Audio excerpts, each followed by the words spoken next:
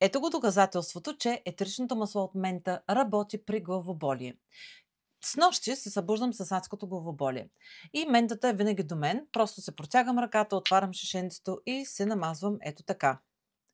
И така направих снощи. Протягам се, хващам първото шишенце до себе си и се намазвам. Замириса ме на мента и си казах, ето сега с малко ще проработи.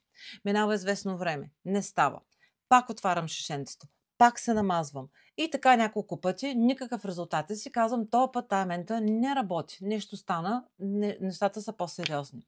И в 5 без 15 вече не издържам, ставам, цъкам лампата и какво установявам? Че аз през цялото време съм се мазала с метаболитната смес, която също съдържа мента, но е много слаба, за да подейства при главоболие. В момента, в който си казах, вярна е грешката, тогава вече си отворих шишето, намазах се с мента, направих си няколко дълбоки вдишвания и наистина се успокоих и заспах.